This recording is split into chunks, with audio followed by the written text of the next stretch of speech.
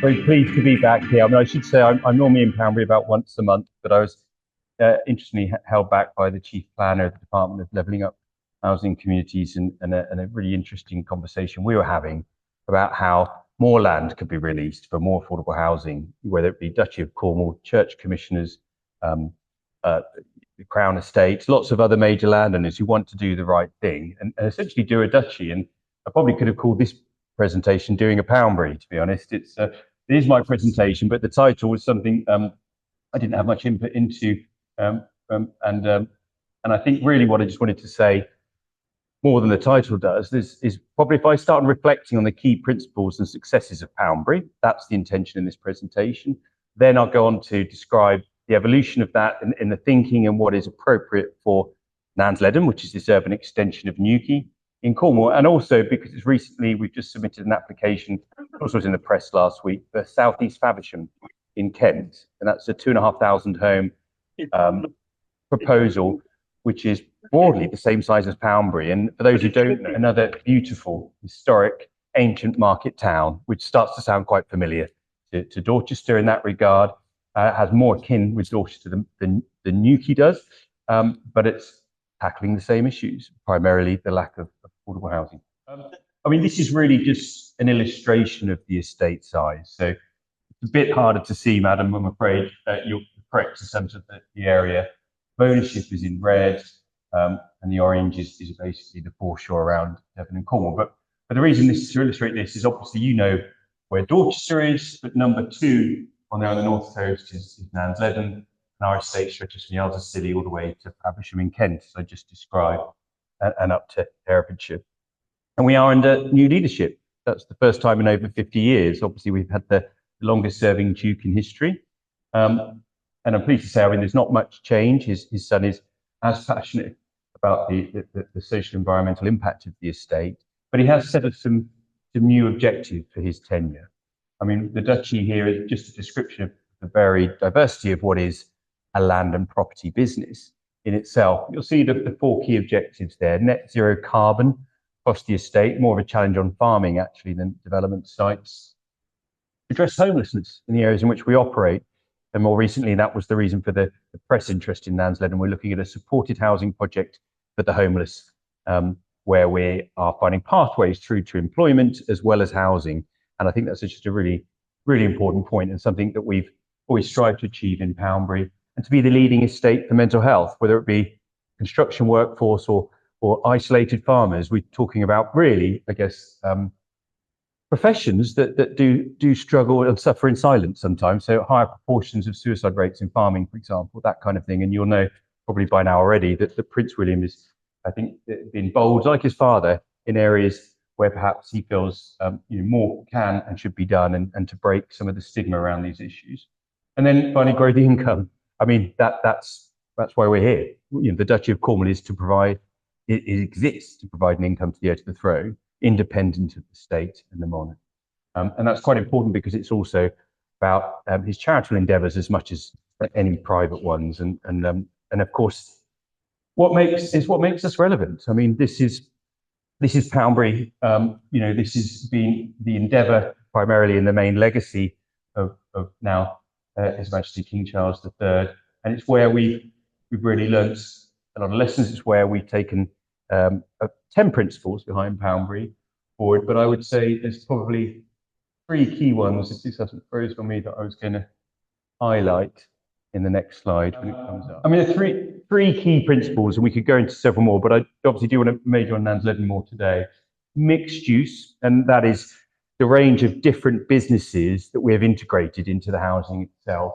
The mixed income, which is the tenure blind nature of Poundbury. I remember when, at the beginning, people thought, when you have 5 versions of later living, retirement, care home, and extra care, actually that was, now people are saying you possibly could have had more when you think of the aging population. And actually it's something that other countries, America and Australia, have a more mature market and understand the different needs of people as you go through your life cycle. And I think actually in the UK we haven't been, there's either very high end or not necessarily always the same choice and quality in between. And of course in the affordable housing, I mean, Poundbury pioneered the integration of of social housing from phase one onwards. That's to say, tenure blind, meaning it's indistinguishable from the private homes. And you can't underestimate how important that is to certainly young people that that lack the confidence. And certainly if they feel like they live on the wrong side of town or on the wrong side of the tracks, what are we trying to say here? We're talking about ladders of opportunity and attainment that exist because you live in a community where there is employment, there is education, and it's not a well-meaning, but eventually a sink estate that's all of a mono tenure. And by that I mean suburban sprawl of council housing, which was all well-meaning at the time. But as time goes by, it's card dependency and it lacks the opportunity and the jobs and so forth that otherwise you would find if you lived in a community like Poundbury. And I think that's incredibly important because these are some of the statistics more recently that we've highlighted, and this is the progress we're making against some of those principles. So 2,640 jobs so far in Poundbury, and we're 2,300 homes built. So more than one job per home so far we've created. Obviously, we're not guaranteeing people jobs when they move in, but it's more or less stating the obvious, the opportunities there you hope people grasp. And that 35% affordable housing after phase one, we've always been very proud of the fact that we've delivered the policy level of affordable housing, in all the areas in which we operate. And there's a broad mix, the workshops, the retail, the offices, and you'll know about some of the success stories there. And the final bullet point is just reference to the Dorset Council's environmental impact assessment. The point there is just saying that for Dorchester, there is gross value added in goods and services of, on average, in 2018 of £98 million per annum. That is people that live in Poundbury, that work in Poundbury and spend in Dorchester and the surrounding areas. So that doesn't include the construction, supply chain and workforce. That's primarily saying because of the mixed use nature of Poundbury, it's creating jobs, opportunities and supply chains in Dorchester. And these are all important points alongside the affordable housing. I don't need to dwell on too much of these scenarios, but that's just a little bit more detail on some of those statistics. This slide is just one of the final ones on Poundbury, but it's really to highlight, and this is really important to planners. There's two schemes here. The one on the right is the same size as Poundbury, and it's got a railway line and a motorway, the M3, wrapped around it either side, but only 66 non-residential premises overall in comparison to Poundbury at this point in time. We have 208. The heat map of Poundbury is talking about the walkability. So when you see the red and the orange, basically saying most of your daily needs can be met on foot. There's obviously a health and well-being sustainability point there. There's also the opportunity. Those on lower incomes don't have cars.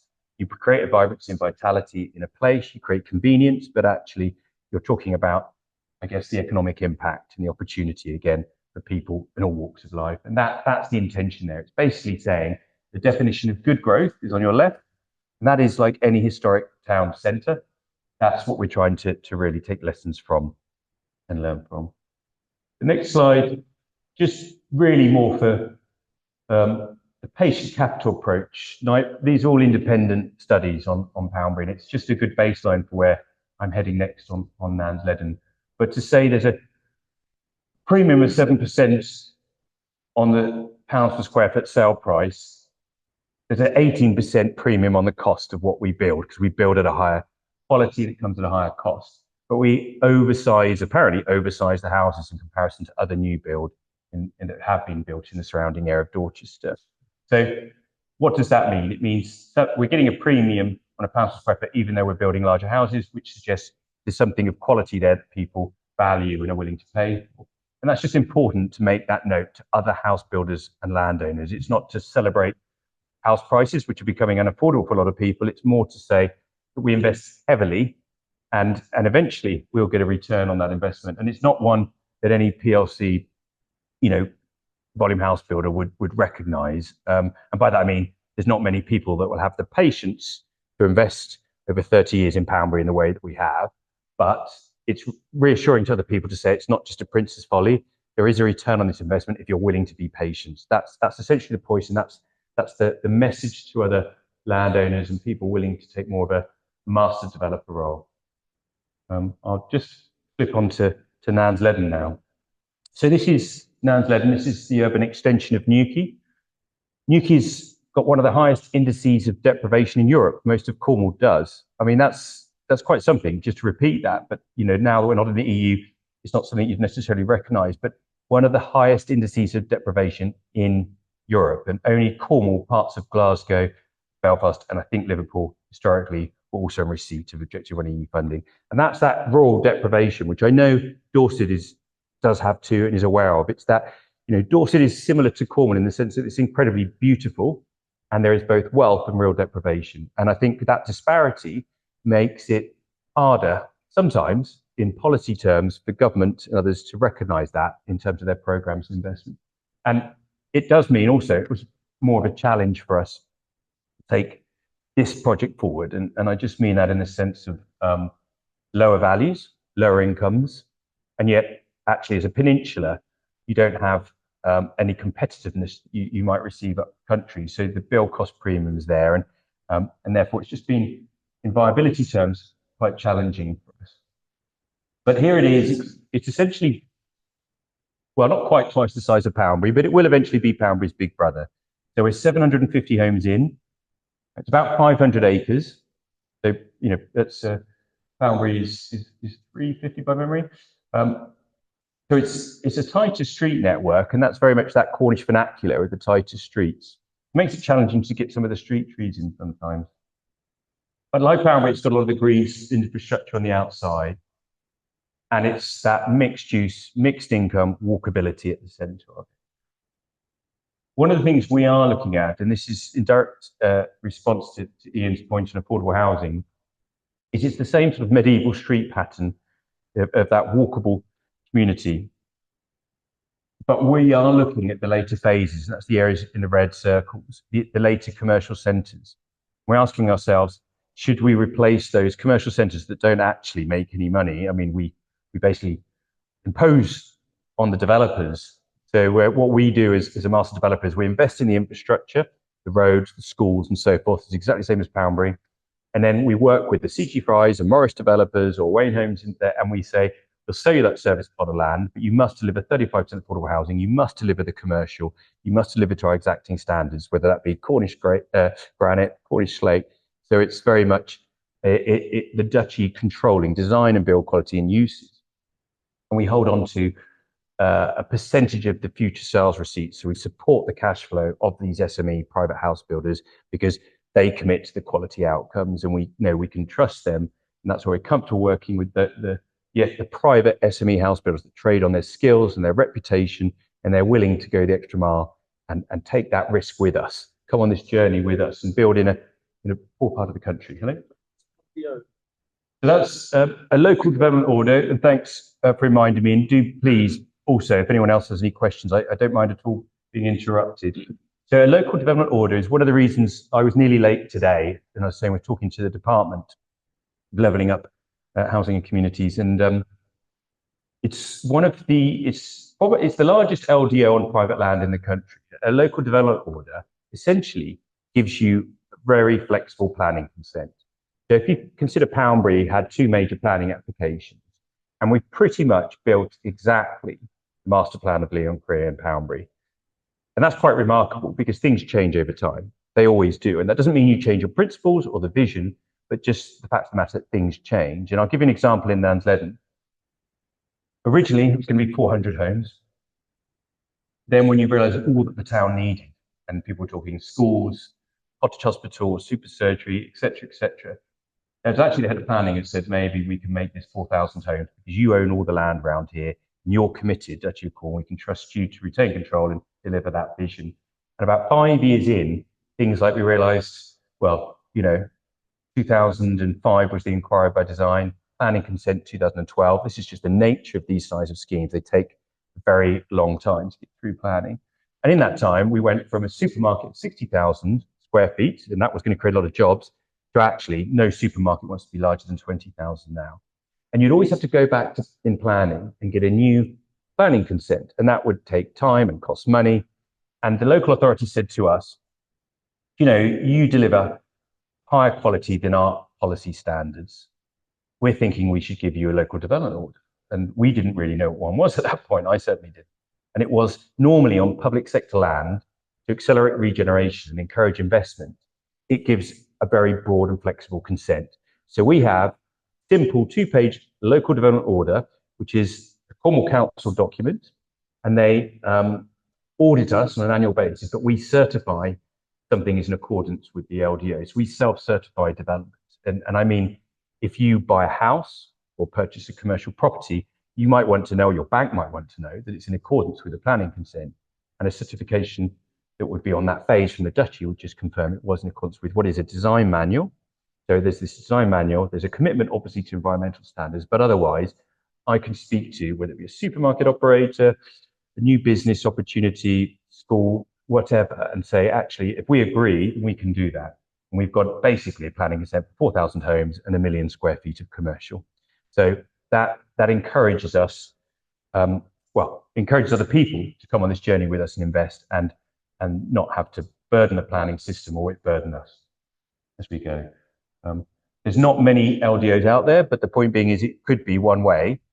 You wouldn't want to hand them out like confetti because, you know, you need to sort of, we earned our stripes. We earned the LDO the first 5 years of development. But back to the affordable housing, we thought, well, we've got a hyper walkability in Poundbury and it's brilliant. And it's great that we do have that very mixed use nature scheme.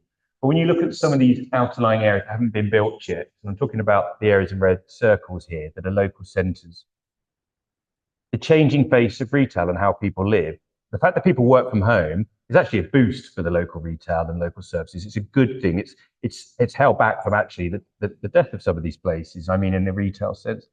But actually, do we need that level of walkability that's 5 minutes, that you have everything within 5 minutes of your front door? Probably not. You know, 10-minute walkability is good enough if we replace those commercial centres that are teaching on the edge of viability anyway with social rented housing. And that's really in direct response to Prince William looking and saying, this is fantastic, but could you do more? And doing more when we are still a few years from breaking even is quite difficult. I mean, the Duchy of Cornwall has to lay its accounts before Parliament. I have to secure a Majesty's Treasury warrant for land disposals and expenditure over £1.5 million. Roughly, that is the Treasury's oversight, and it's a very light touch on the Duchy of Cornwall, making sure that I'm not just trying to, you know, please the Duke of the day or go local in some way. It's a check and balance really that we make sure that we run the estate profitably and hand it in a strong and better condition to the next Duke. So think of it like the classic family trust model. So it's our way of saying, well, actually, we know we're not going to break even until 2030. We started construction in 2015. We've spent about £31 million on roads, highways, schools, and so forth. We've got about 16, 17 million of receipts in. You've got to have the stomach to do this. You know, if break even is 2030, all being well, we've got another 15 years of development. That's why we do this, and we have to obviously, you know, achieve that to then recycle receipts into doing more of what we do, and that is replenishing, rebuilding, regenerating, renewing the Duchy estate, and potentially starting new projects like this. Okay. It's a growing community and it's 30% affordable housing at the moment. That is, there is no scheme in Cornwall that's delivering, sorry, in Newquay that's delivering more than 30%, but the policy is 35%, just like it is here in Dorset. But if you just sort of reflect on the figures I just told you, if we did what they call a viability appraisal with the council, the outcome of that is we shouldn't be delivering any affordable housing because it, you know, wouldn't be justified.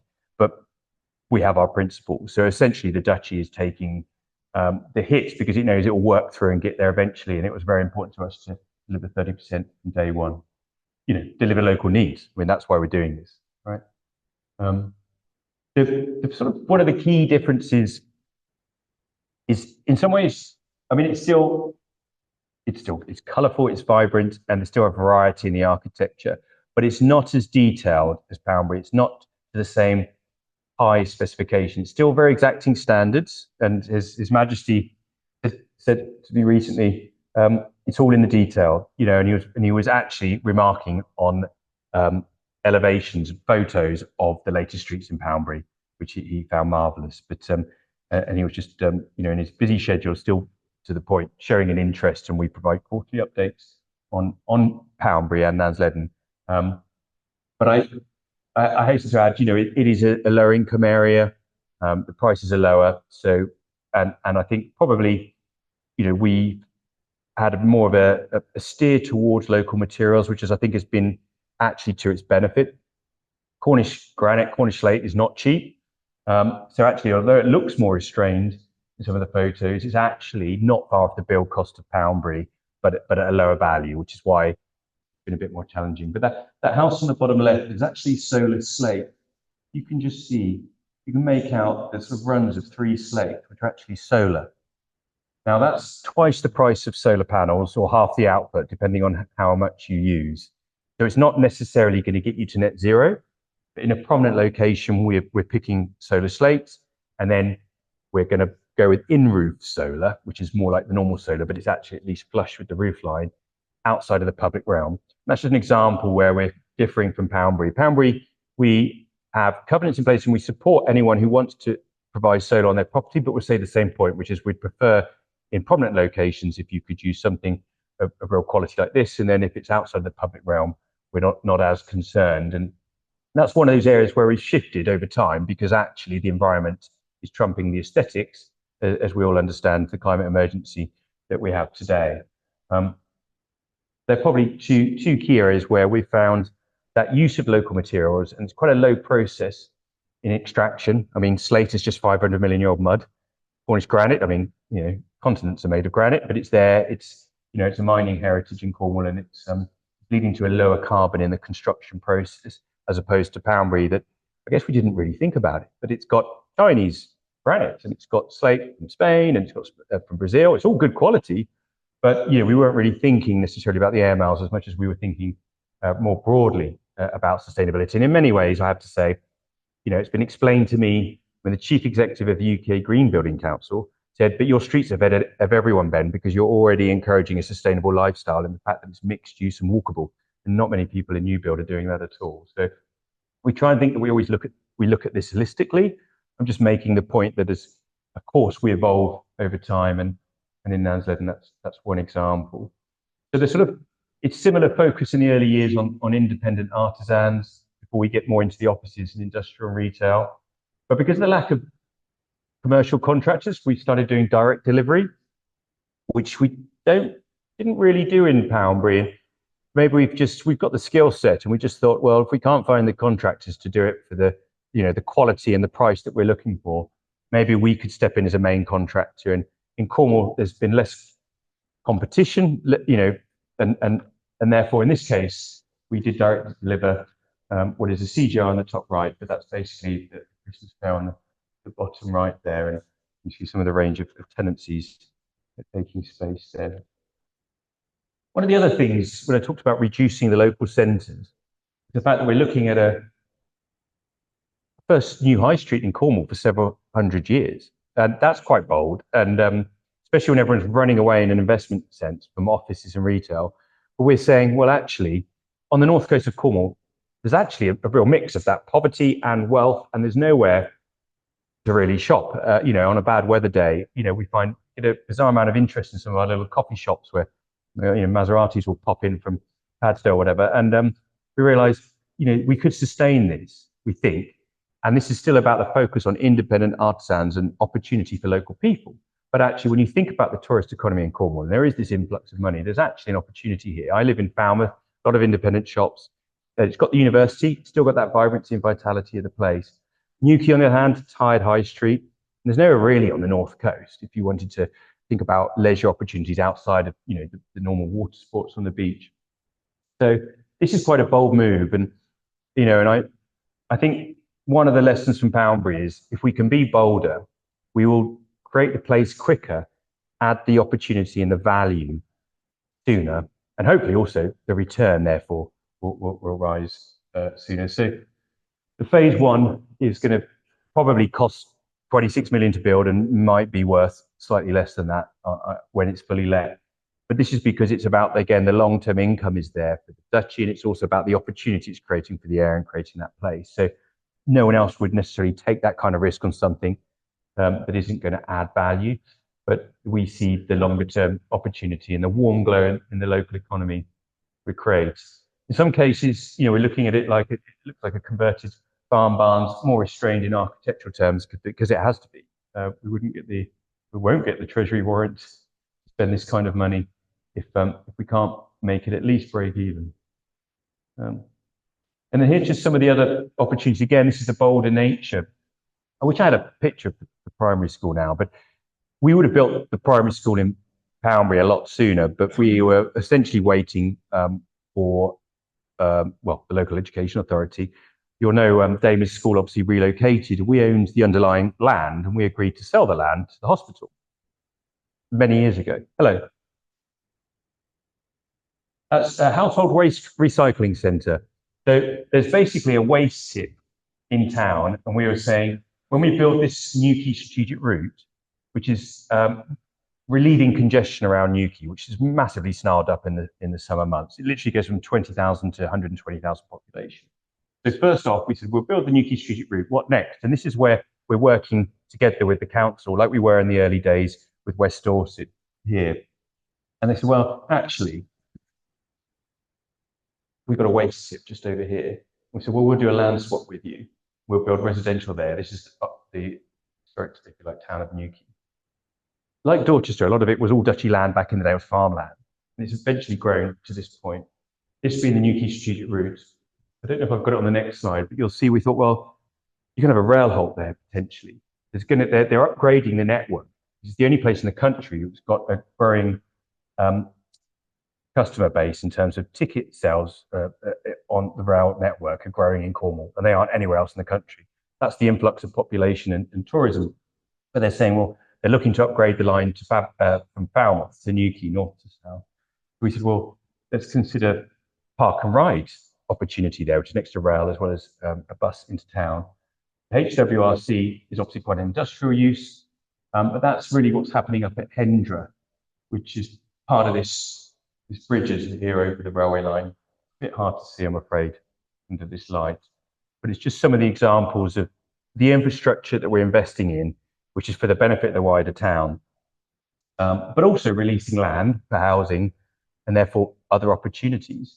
And some of them are public purpose projects, and some of them, of course, are more real estate, some of them are amenity, emphasize the green infrastructure there. Basically, the Duchy agreed to sell the land to the NHS and are committed to spend the land receipts on a new school in Poundbury. That deal was done 10 years before it happened. So the frustration from our point of view is we would have loved to have seen the primary school in Poundbury sooner. I mean, it's just in the sense of that school was obviously not being invested in because they knew it was potentially going to relocate. The school itself was looking a bit sad.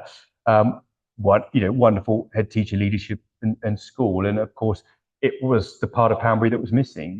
I think when actually a very young Prince William came to Poundbury, and I'm talking very young, I was told by Simon Conover that he said, "What have you got for young people here?" And the answer was, well, not as much as perhaps we could, and that was true at that time. Since then, of course, we have primary school, the player. It's all part of basically that multi-generational point.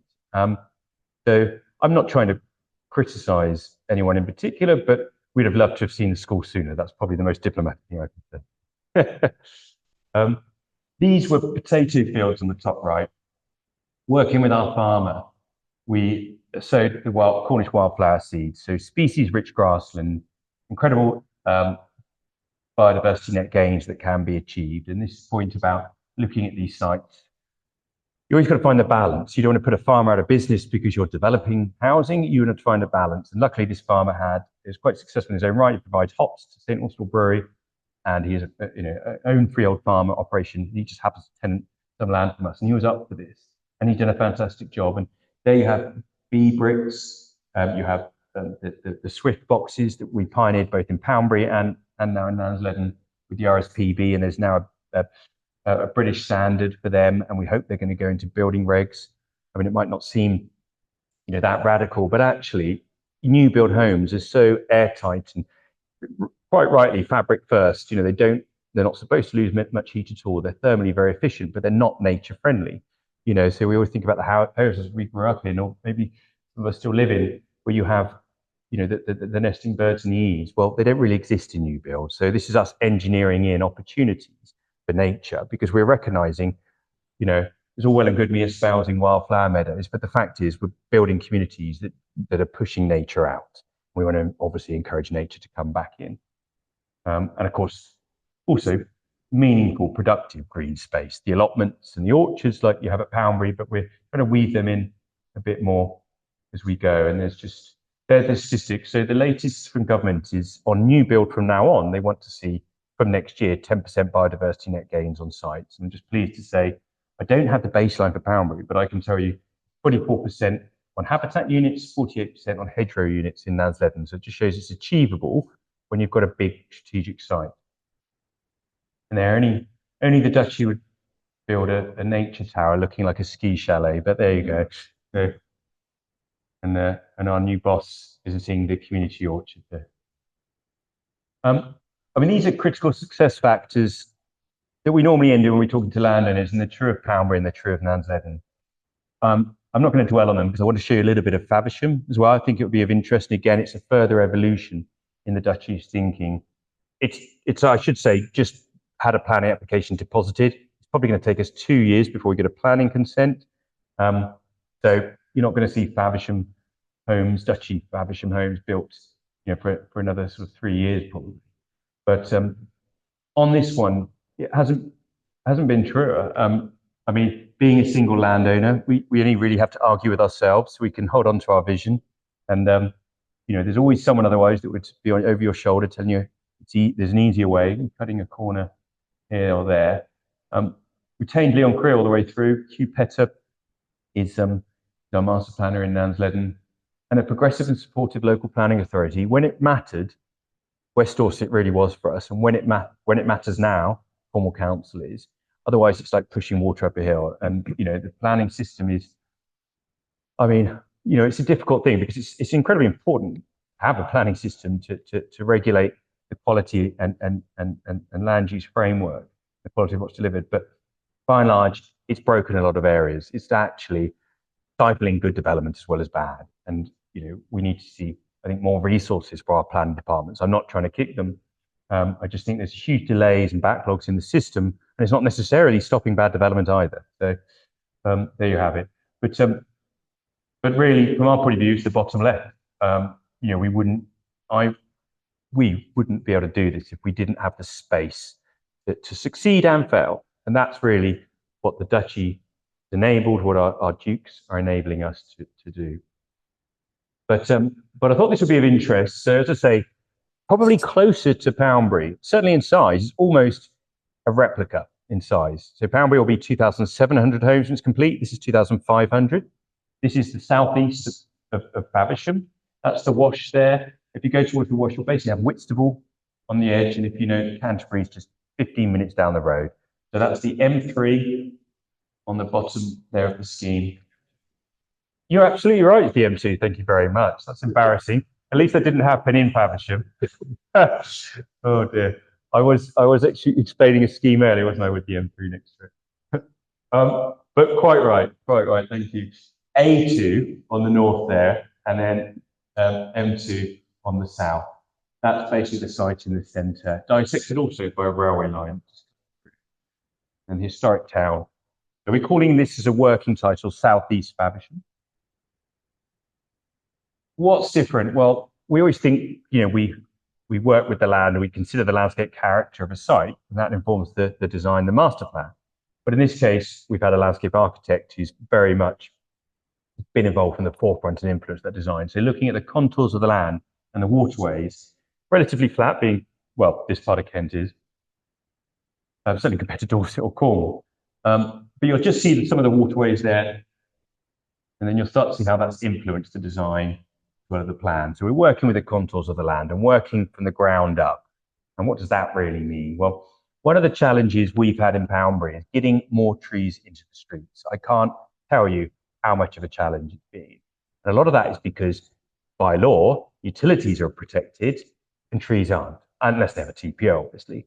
But we are still and continue to be frustrated, not just in Poundbury, but also Nansledan, about why are we protecting utilities containing the trees in pits? So they'd only get to maybe 20 years, so they struggle. Even if they've been established for 5 years, we're having to water them in the droughts in the summer because they don't have the resilience and don't have the microbial nature of the soils that we all know about now, the rhizomes and how they actually, and it's not a hippish thing to say, there's a lot of science and evidence behind the fact that they do almost will each other on, but they know when disease is coming and they do actually, support each other under the ground in times of stress. And they know when they're under threat.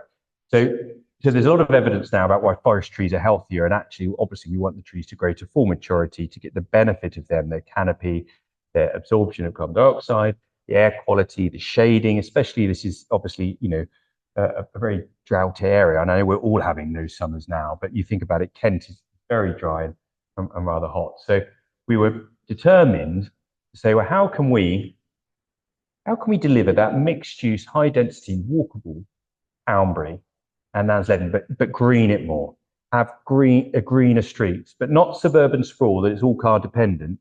And I don't mean that to be sniffy about suburbia. I've grown up in suburbia. I just mean when you consider what you're trying to do here, and that sort of, getting some of that vibrancy and vitality that you have in a town centre. And so we had to take actually then Prince Charles to Winchelsea, which is a cinque port on the south coast, and it's like a medieval French town. And the reason for taking then Prince Charles there was, he did say, I need to see it, don't I? And we said, well, we really think you do it during lockdown. And it was quite random because he knew Spike Milligan and his grave was in the churchyard. So we visited Spike Milligan's grave and then we went this walk around Winchelsea. And the whole point of it was when you see this master plan and you see rectilinear streets rather than the medieval street pattern of Poundbury and Nansledan, please don't think of Milton Keynes, think of Winchelsea. So in that sense, it's still the character of 18th, 19th century Faversham, which has also got the rectilinear streets. You can't really see it on this plan.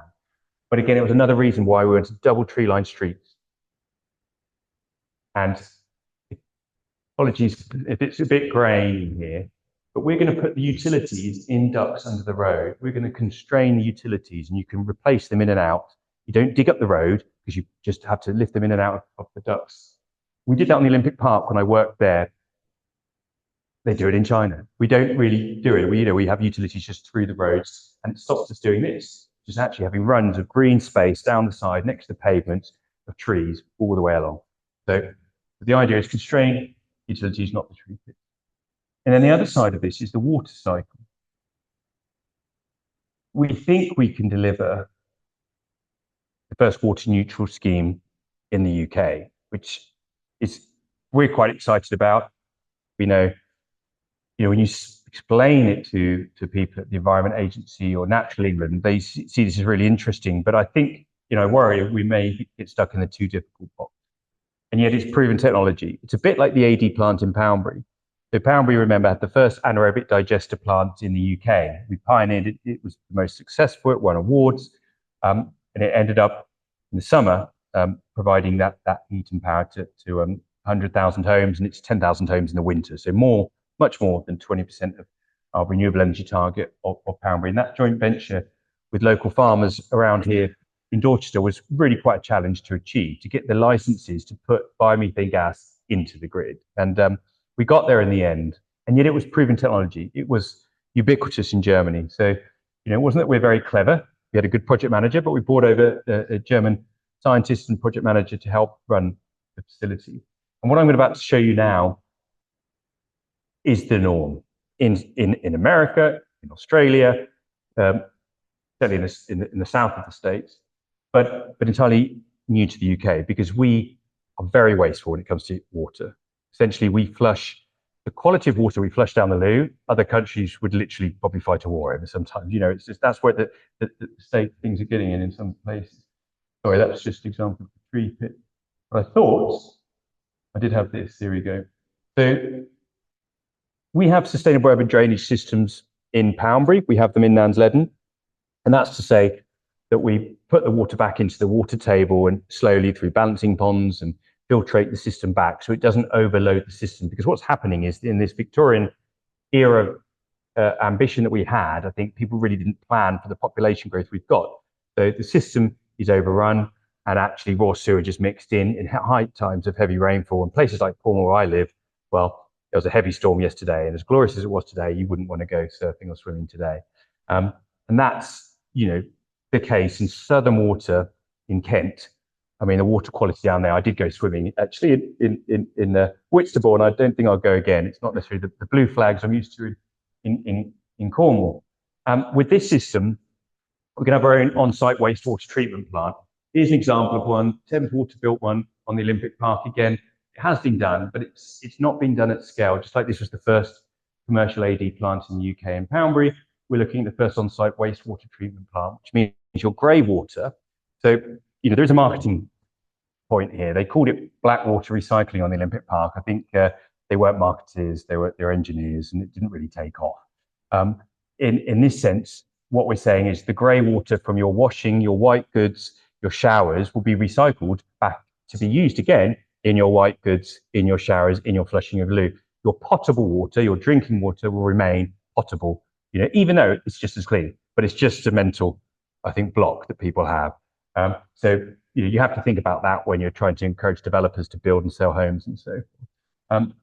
That's really important because it will reduce the pressure on the existing system. It will mean no water's exiting our site, whether it drops from rainfall, and eventually it will be cleaned and either recycled, and at times heavy rainfall, essentially filtrating back down into the aquifer. So sounds radical in many ways. It's the norm, as I say, in more water depleted countries, and hopefully we'll be able to achieve. Now that is a dew pond, and there's again, just learning from the past, and that was really brings back to Poundbury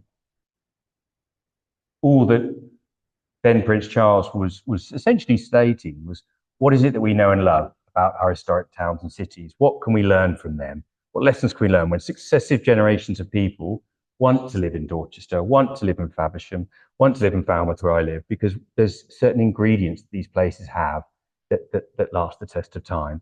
And when you look at these and you see the planted trees around them, and of course, the dew just tops them up. These things exist, and they exist in Sussex and in Kent, areas of real droughty conditions. So we're looking at dew ponds as part of that drainage system.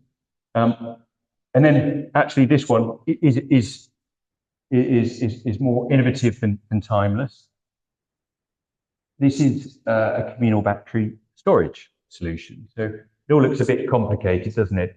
But essentially what it's saying is, can we generate roof-mounted PV and heat pumps from the house? And what happens is you generate more power than you need in the summer and not enough in the winter on a cold day. You can have a house battery. All of this starts to cost money. It's engineering. It's something you have to maintain and manage. Just like Poundbury, where we have I should say, perimeter blocks and parking courtyards. What if we put communal batteries in the courtyards? That could also charge cars, electric bikes, as well as homes. The point in this is you generate a lot of power in a sunny day where you may be at work and so forth. And obviously the peak times are 4 till 7, where everyone needs the energy. That's the expensive time. And then at night, Octopus Energy are very good at this. For anyone who knows their business operation. And essentially they trade energy. That's what they are, an energy trading business. And what we're trying to say here is we want to minimize the use of the grid for residents. We're going to maximize the use of renewables by residents because that's cheaper and cleaner. And therefore we're going to reduce their bills. And Octopus Energy are going further and saying potentially, because they can basically make 10 times as much between 4 and 7 p.m, that they have some clever algorithms where they can potentially offer zero bills. And zero bills, not just for grand designs for wealthy people that can afford the bills. We're hoping with the communal battery storage, that means social housing, and therefore the people that have a low incomes and a need to have a low occupational cost to move themselves out of poverty can also benefit from this kind of solution. So something that's really quite exciting, early days, and I hope to be able to talk about again in future. This is just an example, though, we don't look eco. So just as, we're trying to deliver what is popular development. We're trying to, in this case, deliver more Faversham. So you'll see in some of these images, I haven't frozen again, there are the solar. Because these homes are highly energy efficient, you don't need as much solar. But otherwise, they look like Faversham. They don't look eco, because generally when things look eco, they look cool for a couple of years, and then after 10 years, they look their date. So these are just some examples, very much of a, more Faversham, what we're trying to achieve. So no ego in any of this. Just we hope what the people of Faversham told us they would like to see. That's just the cricket ground at the centre, very Kent. And then that was our landscape architect who had to put a longhorn cattle in there because he's got his own farm, longhorn cattle. Apparently they're very docile. But there you go. Thank you very much for listening and your patience. And I'm sorry if the mic was playing up a bit, but if you've got any questions, please do raise your hand. Thank you.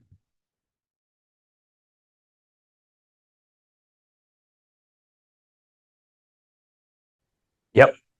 70% by postcode. So we do keep a tab on this. We never really did on Poundbury. I mean, you could argue, well, obviously we don't have details of individuals, but sometimes we used to know if they're coming out of county and otherwise in Dorset, because our developers would tell us this sales data, but I couldn't actually tell you the stats on Poundbury. But I'd say we've been very sensitive to it from the beginning in Nansledan. So it started as 90%. First point I should say is, of course, all the affordable is you have to have a local connection. So 30% affordable is to people, and Cornwall is very sensitive about this. So in a lot of areas it would be anywhere in Dorset or Somerset, but in Cornwall it means first and foremost that parish, and then it's the parish next door. It very much is a tiered system. So 30% of the whole is you have to have a local connection, which means you live and or work and you're under a certain income threshold. That's the criteria, and you're prioritising this. Of the private, which is 70% of the whole, it started at 90%, and that's very pleasing. And that's because we deliver mainly 2 and 3 bed homes, so that little sort of Cornish cottage. So it's not basically what holidaymakers looking for, and we ban holiday lets. So you can't. We even talked about this, and again, Prince William asked about this. What about second homes? And we haven't got many, I'm glad to say, but that's partly because we're probably still in the pioneering stage. So, if you're looking for a holiday home in Cornwall, you're probably not going to buy it in a growing new community. You'll buy it somewhere on the coast that's more established, a bit more premium maybe, I no doubt in time there'll be an interest there. But I think, I know Steve Doble, the MP, was very impressed when he came in, you exercised 70%, and that is the TR postcode, so Truro postcode, but that covers pretty much all of Cornwall. So the Newquay postcode is within that, but also it's the surrounding area, and that's 70%. There's about 50 something percent just the Newquay area, but I'm told in new build generally, certainly in Cornwall. We chose from the beginning to ban holiday lets, not to demonise holiday makers. They're lifeblood of the local economy in Cornwall, but there is no private rented. If you go on Rightmove, hardly, not a lot in Cornwall, but there's, you look around Newquay, you'll see hundreds of holiday lets, hardly any private rented. And in Cornwall, people, more than other areas, were perhaps going to move into Granny's house. And I don't mean this in a morbid way. It was just a thing. You sort of moved around with your job, but you were in rented and it was fine. You didn't expect, if you lived in Newquay, that you would be priced out. And so it's quite sad. We know people, when we hear obviously about these scenarios where couple with children, 2 jobs each, and they're staying in someone's holiday let over winter, not sure what they're going to do when they come out in the summer. It's those sort of scenarios. It's a real problem. Cornwall's got lower than average social rented and private rented than the country, and yet much more demand for what stock it does have. So, I'd like to think we're still part of the solution. Regarding the transport around there, do you have a transport plan to introduce public transport between the Nansledan township and yes, Newquay? We do. The number 6 or number 10? Not yet, but we built the bus stops, we built the roads. We feel like we're playing our part. But it's an interesting point. We spoke to Cornwall Council about this, and they said, well, that £300,000 you got in that pot there, that will disappear in a year, subsidising a bus service that wouldn't be viable. So wait until we're ready, and we'll relocate one of the existing services between Newquay and Truro to go through Nansledan. So you sort of, and I understand their points. I mean, but it's a frustrating one. I mean, I live in Cornwall, so I don't know if it's the same here, but sometimes when they reduce the service and they up the price, and they'll say it because it's not viable, when you're thinking we're just putting people off now, because actually suddenly it's once an hour and twice the price. And so people get a taxi. So, or don't go. And I think I'm talking generally now. I think Cornwall Council post-pandemic has been really good at offering, tickets for £1 anywhere, to go anywhere in Cornwall. I've seen a lot of that advertised. I mean, I freely admit I have to drive my car, and that's because, well, I lived in London for 15 years and didn't have a car, but you can't do my job in the southwest of England, without having one. But it's a fair point. So yes, we're planning for it, but not yet. Can you tell us what duchy means by net zero? Yes, sort of. I can try. So from a development perspective, we look at it's very much getting to low carbon construction as low as we can go, and net zero in operation of buildings. So those buildings obviously generating enough energy for their operation makes them net zero in operation. A lot of the industry is focused on net zero in operation. So, slapping solar on your roof is an obvious answer, and heat pumps and so forth. But from our point of view, it's actually the intensity of the carbon of any activity on our land. And that's what we get measured by, because fundamentally, when we sell the house to you, that's your carbon footprint. The big challenge is farming, dairy farming in particular. So they're looking at feedstocks, they're looking at ways of reducing that. Areas like Dartmoor are really important to us. I mean, we're looking at reviewing the estates and how it's managed and operated. And the duchy's always changing, of course it is. But I would say Dartmoor is becoming incredibly important in areas like it, because at the moment, if you look at it, it's got a massive carbon footprint because the peat bogs need to be regenerated. They've broken down. So it's basically releasing carbon, but actually regenerating those peat bogs just transforms that. So our biggest carbon footprint at the moment, I thought it would be just pure dairy or construction, is bizarrely Dartmoor.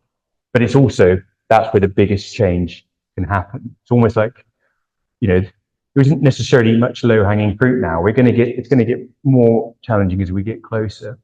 But other areas, some people will buy forests. We're trying to plant 50 acres a year. We're realizing, by the way, that we probably can't achieve that figure because the land is tenanted farmland. It's actually more difficult than you think. Even though we own 130,000 acres, to be able to commit and actually plant the right trees in the right locations. But that's important to us. But they probably won't get the benefit of those trees for 15 years in terms of when they really become a carbon sink. So on the development side, just broadly, I would say if we can get to low carbon in construction, because there's carbon in the atmosphere, carbon exists. It's just the fact that obviously the tipping point was breached some time ago, and we're trying to reverse that.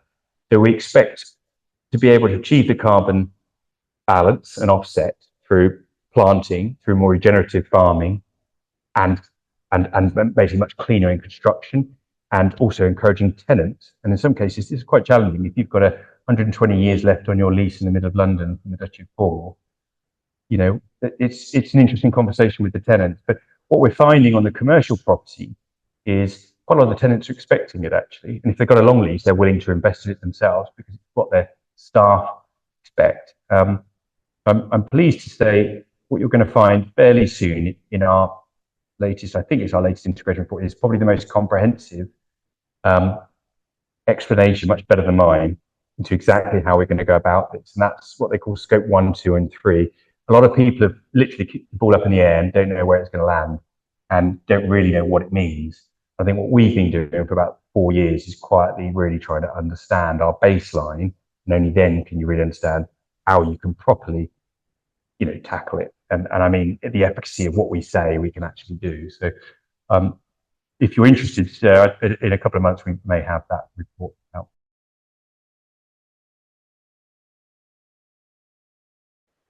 Yeah, it's a very good question. We're talking about this because actually this is where the system is broken. Young people coming out of care, 16 to 18, the foster parents won't be paid for them anymore. So it literally could be, wonderful foster parents, almost by you on the street. They'll go into Centre Point in London if there's space, or they'll be on the street. So young people, through no fault of their own, can't get a job because they haven't got a home. They're in temporary accommodation. The rent's high. It's not being paid for by the state because it's like a landlord scenario. And so there's these horrible situations in urban areas where they just need help and guidance and support to find that first job with and a tenancy on an affordable house. And it goes obviously way beyond what we can achieve, but we are looking at it. What can we do? What is our part in all of this? And we are. I should add, 100, and if you don't include the trading arm, and I mean by that sort of holiday cottage and nursery, about 120 people covering, the southwest of England. So we, what we would ordinarily do is hope, and in the past, I mean, that we have resilience in the communities we build because there's lots of opportunity exists. So, for example, in Poundbury, if you speak to, and I must admit, this wasn't so much, it's part of the principle, but these statistics aren't by design, they're just a happy statistic that I'm going to explain. The Guinness Partnership said to me, before I took this job, the Director of Assets and Development of the Guinness Partnership said, do you know, Poundbury has got the lowest void rates and the lowest rent arrears and the lowest cyclical maintenance regime of all of our 50,000 homes in the country. And I thought, well, that's incredible. Something's working. Something is working in Poundbury where, they're happy, they pay their rents, they're in employment. And these are obviously all the social rented and shared ownership properties. So something's working. And I think, in other words, hopefully we're building some of the ladders of opportunity in there just by creating the place, because we're not social care and support, we're not the job centre, we don't have the resources, we couldn't do those things. But I would say when we're looking at St. Petrock's Place, so with St. Petrock's, that's the homeless charity in Cornwall, we're looking at a supported housing project in Nansledan. We're placing it next to where a new super surgery, doctor surgery go, but also the New Key Orchard. The New Key Orchard was the first letting, and that's the other way. That wasn't a lazy response to say, it's not in our remit and responsibility, but we look at tenancies and think about social impact in the tenancies. So what I mean by that is before the first home was occupied in Nansledan, we let this space to the New Key Orchard, and they've become this really incredible social enterprise. They're winning awards for some of these examples. They take long-term unemployed, people with mental health issues and learning difficulties, in some cases homeless, and it's horticultural therapy, but it's also, they've got the landscape management contract on Nansledan, and through building their confidence, they're building their employability. And they had a jobs fair in New Key Orchard, and they had 2,000 people turn up, and the employers said that's the best engagement we've had, much more than a job centre, because people feel comfortable turning up to New Key Orchard that otherwise maybe staff at job centres, a bit daunting. And so the point is, we're talking, and I've introduced New Key Orchard team to St. Petrock's, to Cornwall Mind as well. So come on, how can we work together? Because we've got the space, we can let you space, and if we can give people opportunities, apprenticeships and other things on site, so saying to the developers, actually think outside the box here. Some of these people have just had a difficult start in life, and they could be, the best member of staff you're going to have, because they'll probably grab it with both hands. And I think that's where Prince William's been a great help, is that I think we've done a lot around affordable homes, integrating affordable homes, but actually, as you can tell, you can imagine when you tell people you're going to look at a supported housing project, the first thing to think about is, that's going to affect my house price, which is exactly what happened on phase one Poundbury. You have to sort of break down that stigma and barrier and say, actually, they've just had a trauma in their life, the abuse running away from home, they've had a tough start. And in some cases, what the orchard's showing is it's teaching them to grow food, it's teaching them to cook, it's basic life skills that you and I take for granted. So, not a lot personally, but we're trying to work with people that do.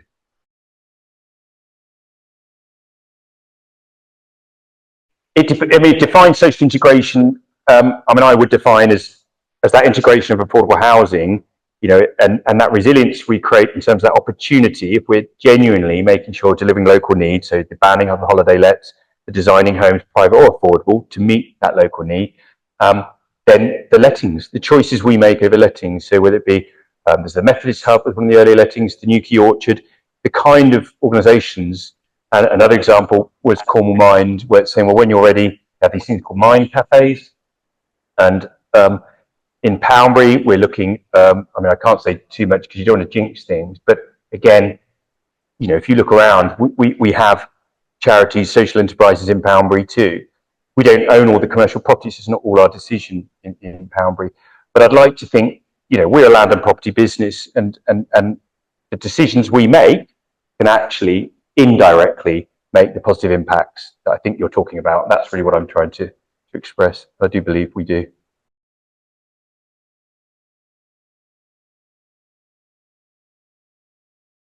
I don't know if it's beauty is eye of the beholder. If you're talking about architectural form, I mean, you'll know, you know, that I would say a lot of the evidence suggests, and I made the point about what is eco today is out of date tomorrow, and actually a timeless beauty and use of natural materials and all of those things. My reference to boldness, I think, was there definitely when I'm talking about the infrastructure solutions, whether it be the AD plant, other things. So, yeah, I mean, I'll stand by the boldness because I see it in a different way.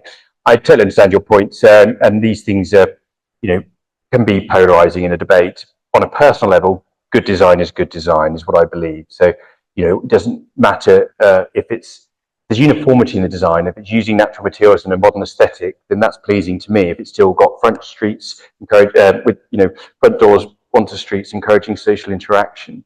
And Poundbury follows all the principles of urbanism. The one area, and I think it is an interesting point, is, I don't know, if I go to Berlin, I wouldn't see the urban form necessarily that would please me, but I was impressed with the cycle network, and it felt safe to be in a European city and to be prioritised going around a roundabout. I'm sure it's infuriating for the cars that had to stop as I went by, but it was safe. And you know, I mentioned that I lived in London without a car for 15 years.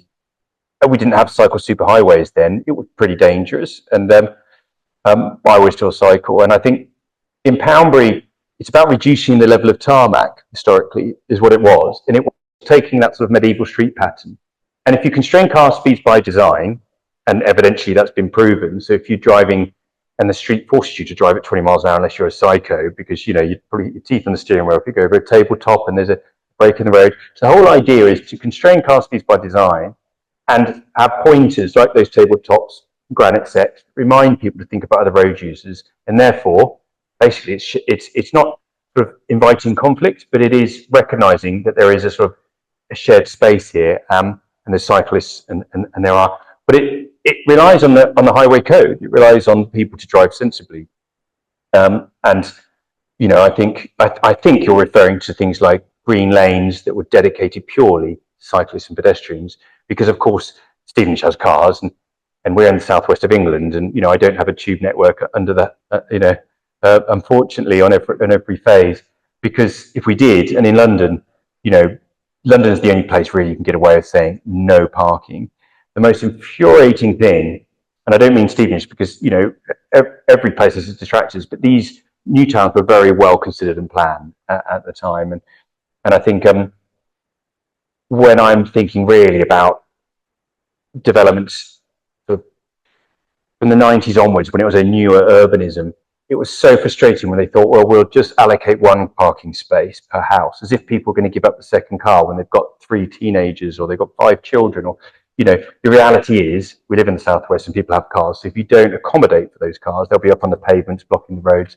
So what we try and do, this is at least, and I'm not saying it's perfect, is we say we don't deny the existence of cars. We recognise whether you're less able-bodied, young or old, people need cars. They might work 20 miles away. But when you're here, we give you every reason not to use your car. That's the intention anyway. By that, I just mean the access to local amenities and everything. So that's the theory, sir. I'm not saying we got it all right.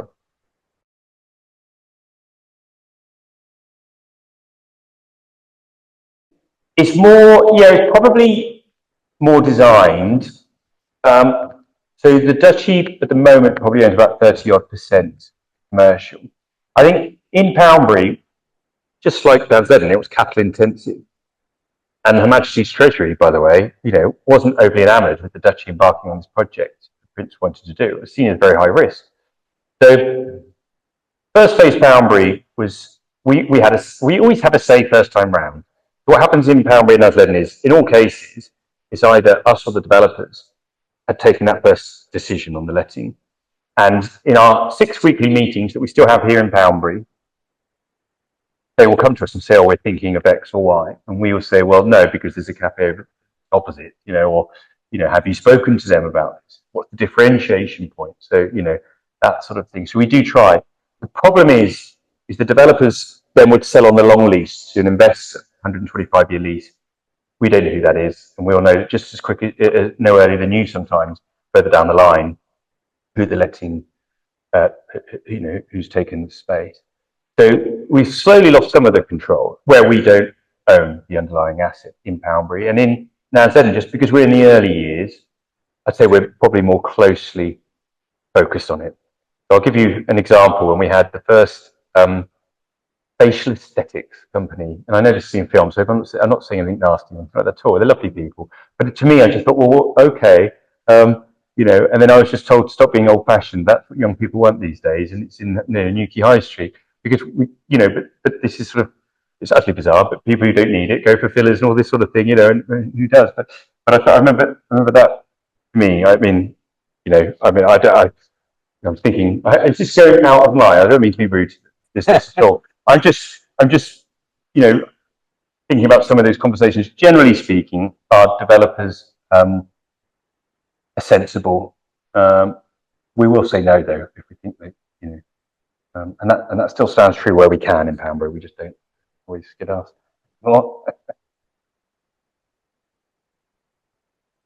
Any more questions? As supplementary, Tricia.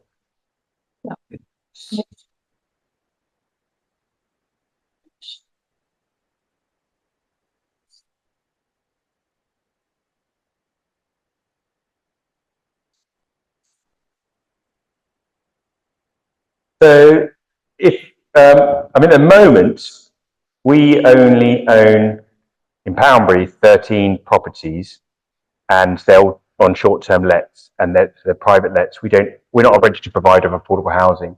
So in affordable housing, you have the right to buy. The problem has been they don't replenish the housing, so there's something like only 20% gets replenished, and sometimes it's in the wrong area. So and there's a problem with that in terms of exporting affordable housing out of London, for example. It's something that concerns us, but only in the sense that we're thinking about it as being a right to buy votes, when sometimes it's put forward by certain governments. It's a good thing as long as they're replenishing the affordable housing. The one area, so the Duchy do we have any affordable housing? We have some discounted for sale properties where you do own the property already and you must sell it on a discount to someone else who's on the local housing waiting list. I think we've got 9 of those. We toyed with the idea of being a registered provider of affordable homes. Generally, on the letting side, you don't, on the basis that you have a short-term letting, private letting, like any landlord, and so no one has the right to buy. The right to buy specifically is generally in relation to people who have a long lease, private, or it's affordable and they've been living in a social house. The area that concerns us in that regard, because we don't exercise Crown exemptions, but there's rights that government departments, Crown Estate, Duchy of Cornwall have that exempt us from certain laws in legislation. And for instance, we have never charged a ground rent. So ground rent's a peppercorn, because you have an estate charge that pays for the upkeep of the area in which you live. It's transparent and you can be on the management company as a director. It's really important to us. So speaking to the department about this, and Michael Gope visited Nansledan fairly recently, we totally understand the spirit of the bill, which is basically some house builders sold houses leasehold, ratcheting up ground rents like £2,000 to £4,000. It's horrendous stuff, mainly in the north of England. And we totally get why the latest leasehold reform bill is going through. The area that concerns us potentially is areas like the Isles of Scilly, where we own a lot of land and property, and outlying islands have maybe 80 people living there. The minute you have right to buy, wealthy people will buy them as holiday homes, and the people that run the ferry, farm the land, won't live there anymore, and you won't have a community.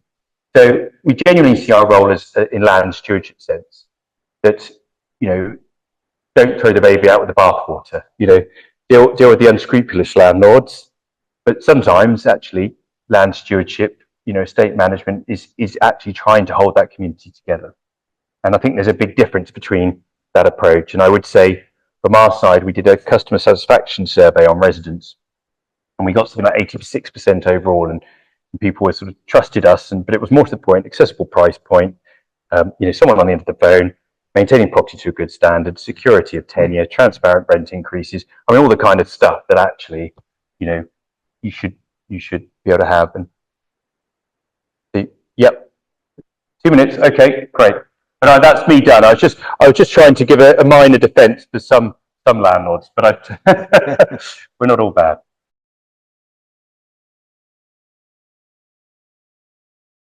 So it's quite a bad CGI that we rushed out actually ahead of a consultation. So I did wonder why they showed it in the parkland as well, when that's supposed to be, that should be under the path or indeed under the road. The point there is, it's trying to show the rise of them and the microbial nature of the soils. So, I mentioned it about the water neutrality, but if we're dealing with water, soil and air quality here, in close proximity to the M2. So getting these trees to maturity is also going to help with improving the air quality in proximity to that M2. And of course, all the other benefits that we all know trees have, And I mean, it's, as I say, it's looking back, I remember this, I think we need to update the CGI. But the other example is this. I mean, so if you go in Poundbury, the tree pits cost about 6 to 12 grand. It's an expensive tree pit. And so and you contain the tree in a pit. Naturally, you don't need to recommend. Therefore, you're not going to get to full. It's not going to get to the full maturity and health. But we're seeing it now, where there's trees in Poundbury that have been established for 5 years. Shouldn't have a problem last summer, but we're still watering them because they're in these tree pits because the roots don't go far enough. And that's to protect utilities. And it's just bizarre. It's the wrong way around. So it's not unique to Poundbury, by the way. That's nationally. I mean, it's one of the reasons we'd love to, as I say, we'd love to see more trees in Poundbury. And you've heard it here. We would have, and certainly His Majesty. Every update, every photo is, where are the trees? If it was up to us, there'll be a lot more. You fielded a very large number of questions, and apparently to full satisfaction, because I don't see anybody with a further supplementary now. It's been a very, very interesting evening, and to learn about these other two developments, comparing them to Poundbury, has been very, very instructive for us. And it also makes us think about what would happen with the proposed development of North Dorchester when all these considerations are not going to be taken into account.